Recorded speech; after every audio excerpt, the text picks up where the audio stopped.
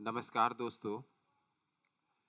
आज हम भारतीय संविधान की प्रस्तावना preamble of the Indian constitution के बारे में पढ़ने जा रहे हैं। भारतीय संविधान की प्रस्तावना भारतीय संविधान का एक सार है। भारतीय संविधान की प्रस्तावना संविधान का एक परिचय है। जैसे एक बुक का सारा सार होता है एक पन्ने पर, वैसे ही सारे संविधान का सार है भारतीय संविधान की प्रस्तावना। जो प्रस्तावना है, प्रस्तावना को सर्वप्रथम अमेरिकी संविधान में जो है सम्मिलित किया गया था और इसके बाद अन्य देशों ने भी इसको अपने संविधान में शामिल करना शुरू किया। तो भारत ने भी अपने संविधान में उद्देशिका प्रस्तावना को शामिल किया। जो प्रस्तावना है यानी उद्देशिका, या जिसको बोले तो प्रीएम्बल इंग्लिश में, ठीक है, प्रीएम्बल यानी कि प्रस्तावना। नेहरू ने संविधान सभा में एक संकल्प पेश किया था जिसको बोलते हैं उद्देश्य संकल्प। क्या उद्देश्य संकल्प, क्या बोलते हैं? उद्देश्य संकल्प। और इसको संविधान सभा ने जो है इसको अपनाया भी था।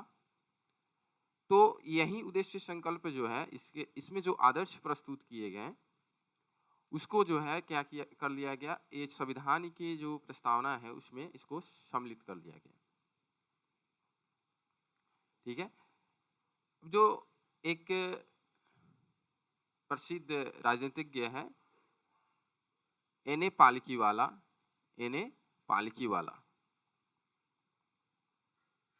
इन्होंने जो है ये हमारे प्रस्तावना को क्या कहा है, तो इन्होंने इसको संविधान का परिचय पत्र कहा है और है भी संविधान का क्या है, परिचय पत्र। एक आपको इस प्रस्तावना के माध्यम से आपको पता चल जाता है कि हमारे संविधान में क्या अंदर होगा, यानी कि हमारे संविधान क्या चाहता है। ठीक है। तो यह संविधान का क्या है, एक परिचय है। ठीक है।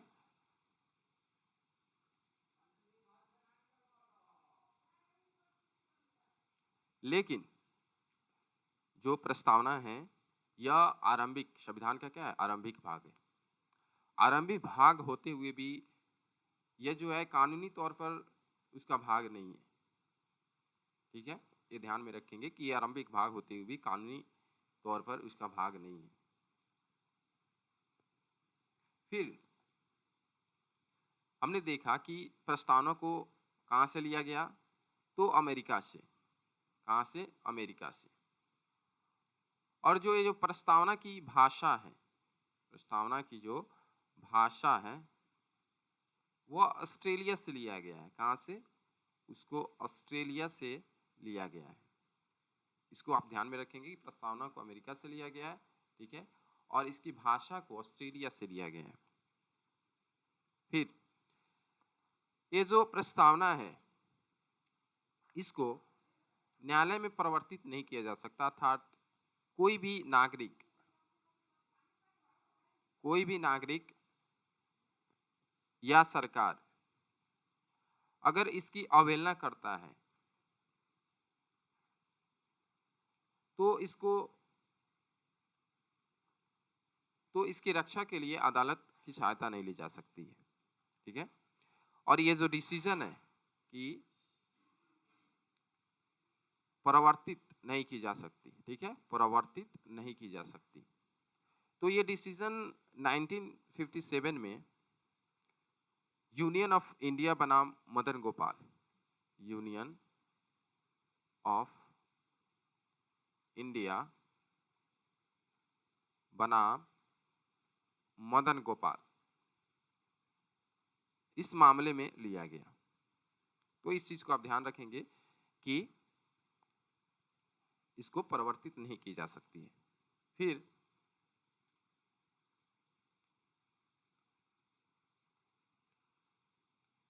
हम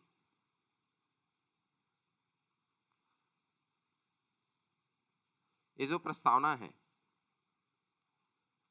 तो प्रस्तावना क्या करता है कि किसी आर्टिकल को यानी किसी अनुच्छेद को व्याख्या करने में क्या करता है, मदद करता है। यदि किसी आर्टिकल की भाषा या आर्टिकल का, अगर एक आर्टिकल का बहुत सारे अर्थ निकल रहे हैं, तो उसको स्पष्ट करने के लिए कि उसका सही अर्थ क्या होगा, उसके लिए प्रस्तावना की सहायता ली जाती है। ठीक है, तो यह जो है, इस बात को बेरुबाड़ी संघ मामले 1960 में सर्वोच्च न्यायालय ने कहा। क्या? तो बेरुबाड़ी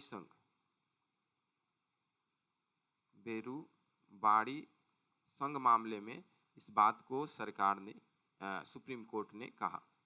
ठीक है, तो इसको आप ध्यान में रखेंगे। और इसी मामले में, बेरुबाड़ी संघ मामले में ही सर्वोच्च न्यायालय ने यानी सुप्रीम कोर्ट ने प्रस्तावना को, मतलब इसमें उन्होंने कहा कि जो प्रस्तावना है, प्रस्तावना वह संविधान का भाग नहीं है। क्या है? संविधान का भाग नहीं है। और यदि कोई संविधान का भाग नहीं होता, यानी कि संशोधन इसमें नहीं हो सकता, यानी संशोधन होने के लिए संविधान का भाग होना चाहिए। ठीक है, तो ये बात आप ध्यान में रखेंगे। लेकिन एक केशवानंद भारती मामले, केशवानंद भारती मामले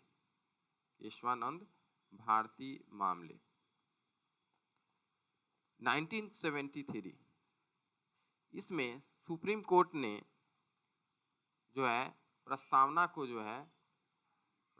को संविधान का भाग माना। इसको कहा कि हाँ, यह क्या है? भाग है। ठीक है, और जब यह भाग है तो जाहिर सी है कि इसमें संशोधन की जा सकती है। फिर इसी मामले में, केशवानंद भारती मामले में ही, केशवानंद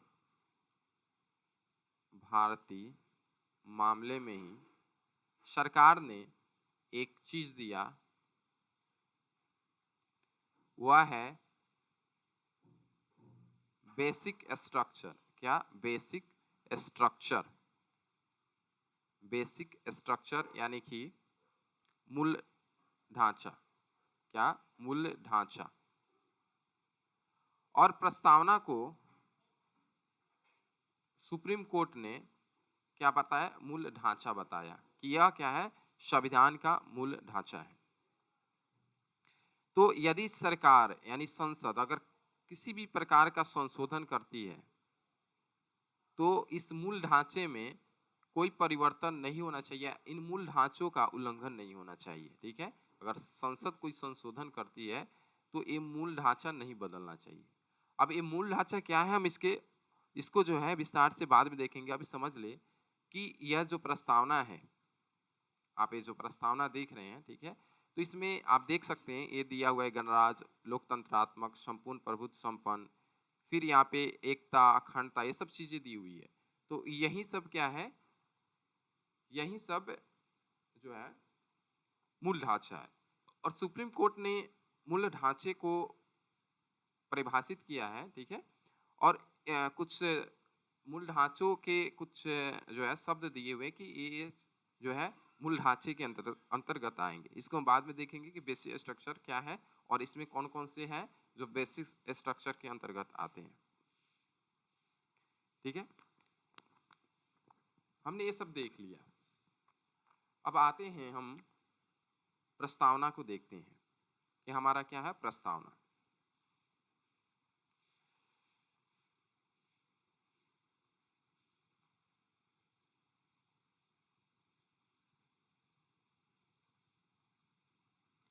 ये हमारा प्रस्तावना है।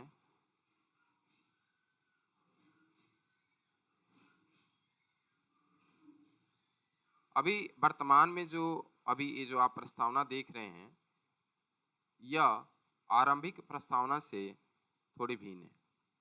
कैसे भिन्न है इसको हम देखेंगे। क्या है कि जो प्रस्तावना पहले संविधान द्वारा पेश किया गया था और जो इसको एक्सेप्ट किया गया था, उसके बाद एक संशोधन हुआ, 42वां संशोधन, 42वां संविधान संशोधन 1976, 1976। और इसमें ये जो आप देख रहे हैं समाजवाद, पंथनिरपेक्ष, फिर अखंडता, ठीक है, यानी कि 3 शब्द इसमें जोड़ दिए गए। क्या? समाजवाद और क्या? पंथनिरपेक्ष और अखंडता। अब ध्यान रखेंगे ये 3 शब्द जोड़े गए हैं 42वें संविधान संशोधन में।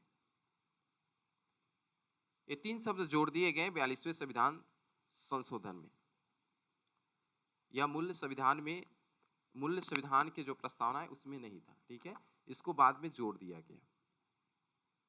ये जो पंथ निरपेक्ष आप देख रहे हैं, ये पंथ निरपेक्ष संविधान में कहीं भी उल्लेखित नहीं था, इस शब्द का कहीं भी इस्तेमाल नहीं किया गया था, ठीक है, तो ये मूल संविधान में नहीं है, ठीक है, इसको 1976 में जोड़ा गया।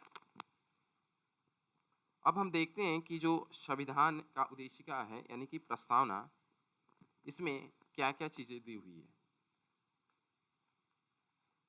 तो इसमें आप देख सकते हैं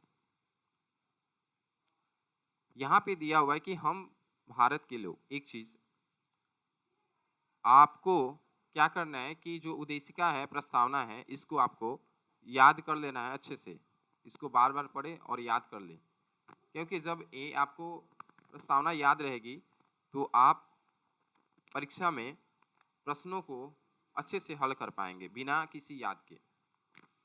एक प्रस्तावना याद करने से आपके बहुत सारे प्रश्नों का हल हो सकता है। तो आइए हम देखते हैं, ये जो दिया हुआ है यहाँ पर, हम भारत के लोग, यहाँ पर भारत के लोग क्या है? संविधान के स्रोत हैं, यानी जो संविधान बना है उसका स्रोत क्या है? भारत के लोग। फिर यहाँ पर दिया हुआ कि भारत को एक संपूर्ण प्रभुत्व संपन्न, यानी इसको हम बोलते हैं संप्रभुता। संप्रभुता, संप्रभुता का अर्थ होता है कि कोई भी आंतरिक या बाह्य दबाव के, ठीक है, बिना किसी आंतरिक बाह्य दबाव के भारत जो है अपना निर्णय लेने में खुद सक्षम है, ठीक है। उसके बाद आता है समाजवाद। तो समाजवाद जो है इसको जैसा कि 1976 में जोड़ा गया। तो हमारा जो भारतीय समाजवाद है, ठीक है, वो लोकतांत्रिक समाजवाद है, लोकतांत्रिक समाजवाद है, जो कि मिश्रित अर्थव्यवस्था पर काम करता है। मिश्रित अर्थव्यवस्था, जो रूस की समाजवादी व्यवस्था थी, जिसमें कि उत्पादन के समस्त साधनों का राष्ट्रीयकरण कर दिया जाता है और जो निजी कंपनियां हैं उनका उन्मूलन कर दिया जाता है, यानी कि निजी कंपनी को हटा दिया जाता है और सरकारी कंपनियां होती हैं,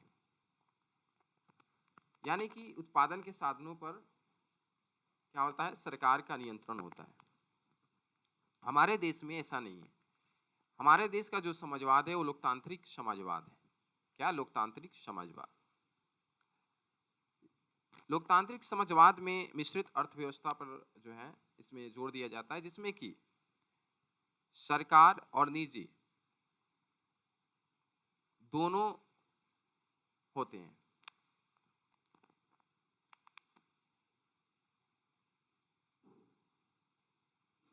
और जो लोकतांत्रिक समाजवाद है, जैसा कि सुप्रीम कोर्ट ने भी कहा, जो लोकतांत्रिक समाजवाद है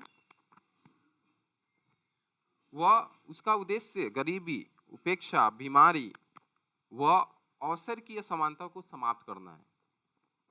और जो भारतीय समाजवाद है यह मार्क्सवाद और जो गांधीवाद है इसका मिला जुला रूप है। जो भारतीय समाजवाद है वह मार्क्सवाद और गांधीवाद, इसका मिला जुला रूप है, जिसमें गांधीवादी समाजवाद पर ज्यादा झुकाव है।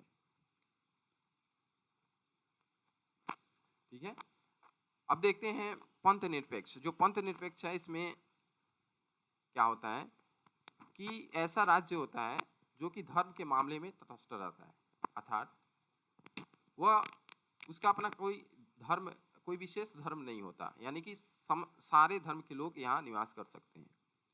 फिर लोकतंत्रात्मक गणराज्य, यहाँ पे दो शब्द हैं जो कि आपको हमेशा कंफ्यूजन करते होंगे कि लोकतंत्रात्मक और गणराज्य। ठीक है, तो लोकतंत्रात्मक का मतलब हो गया कि जो भी सरकार चुनी जाएगी वह जनता के माध्यम से चुनी जाएगी, यानी कि अंतिम जो शक्ति है वो जनता के पास होगी।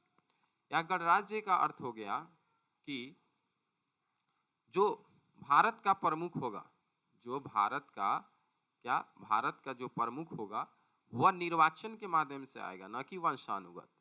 वह निर्वाचन के माध्यम से आएगा, न कि वंशानुगत। जैसा कि ब्रिटेन में है राजशाही, यानी कि वहाँ जो प्रमुख होता है वो क्या होता है, वंशानुगत होता है। तो वैसा हमारे यहाँ नहीं है। हमारे यहाँ क्या है, हमारे यहाँ है गणराज्य, यानी कि भारत का प्रमुख निर्वाचन के माध्यम से आएगा। फिर आप देख सकते हैं कि यहाँ पर न्याय की बात की गई है। देख सकते हैं सामाजिक, आर्थिक, राजनीतिक न्याय। सामाजिक, क्या, सामाजिक, आर्थिक और राजनीतिक न्याय, यानी तीन प्रकार के न्याय है। सामाजिक न्याय का मतलब हो गया कि किसी भी व्यक्ति के साथ उसके धर्म, जाति या लिंग या जन्म स्थान आदि के आधार पर जो है भेदभाव नहीं किया जाएगा। ठीक है, आप ये समझ गए। फिर जो आर्थिक न्याय है उसका मतलब है कि कोई धनी हो गरीब हो सबके साथ समान व्यवहार होगा, और जो अमीरी गरीबी है की असमानता है, ठीक है, उसको दूर की जाएगी। और राजनैतिक न्याय में क्या है कि जो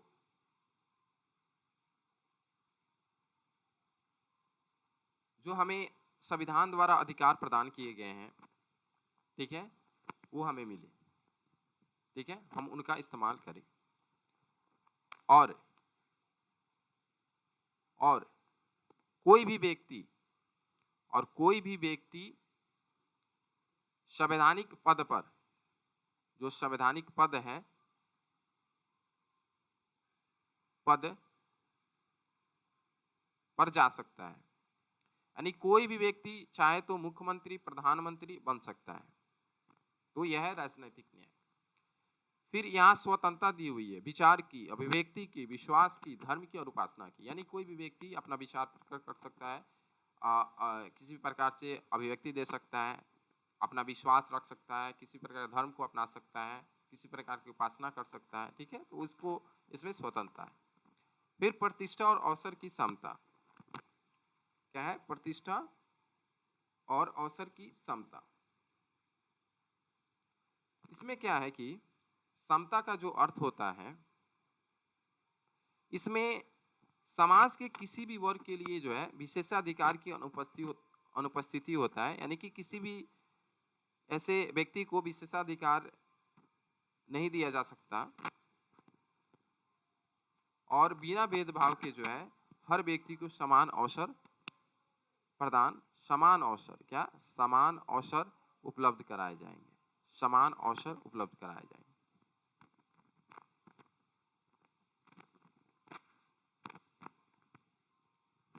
फिर आता है यहाँ पर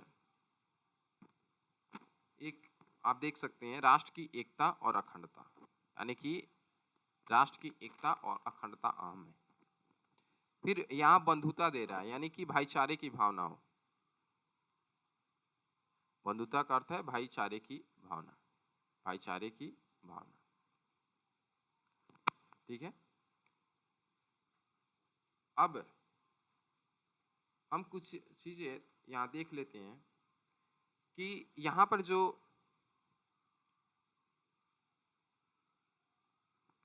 न्याय, तीन प्रकार के न्याय दिए हुए, सामाजिक, आर्थिक, राजनैतिक,